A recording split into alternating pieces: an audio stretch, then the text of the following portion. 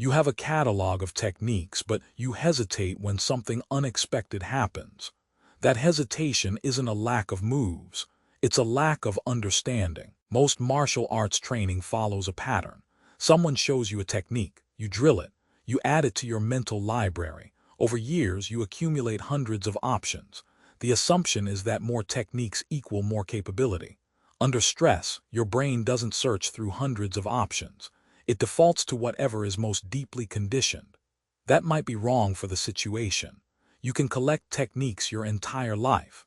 That collection will not make you respond faster, adapt to novel situations, or choose efficiently under pressure. Why? Because how you operate is a mental function. It's about thinking, not memorization. You need a framework to process what's happening, not just a list of moves. Think about how pilots train. They don't just memorize emergency procedures. They learn principles of flight, aerodynamics, weather, systems operation. When a procedure doesn't match the situation, they adapt. Doctors don't just memorize treatments. They learn physiology and pathology. They diagnose conditions they've never seen before. Engineers don't just memorize solutions. They learn physics and material science. Only in martial arts do we assume memorizing techniques equals increasing capability. Only in martial arts do we expect performance under stress without teaching the underlying principles that make techniques work. You've been missing that framework.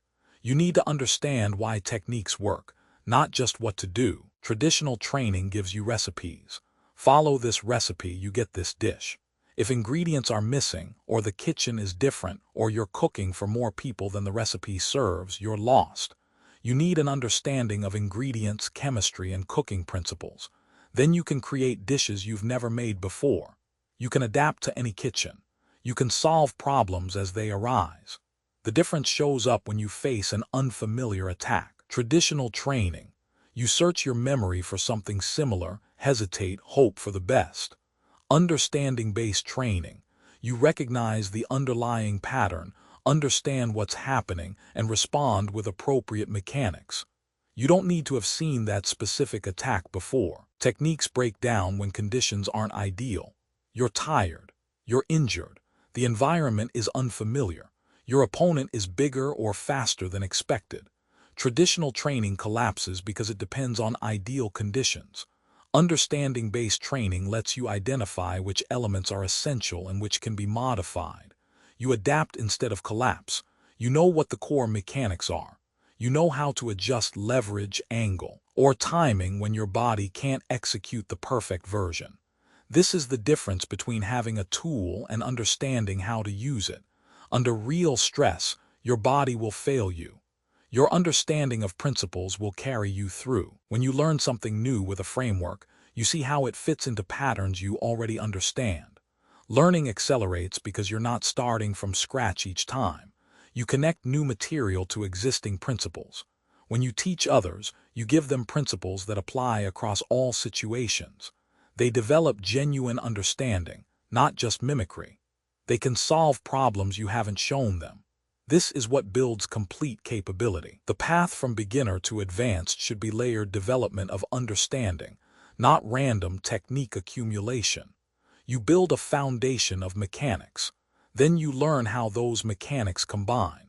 Then you learn to read situations and apply the right combination. Most schools start teaching applications and sparring early. We don't. Students spend the early ranks building a complete mechanical foundation. They learn exactly where the body needs to be, how it needs to move, and what the essential positions are. This is not glamorous. It is necessary. You cannot build understanding on a shaky foundation. You need to know the building blocks before you can combine them. You need to know what a stable structure feels like before you can adapt it. The early training is about precision, not speed. It's about correctness, not reaction.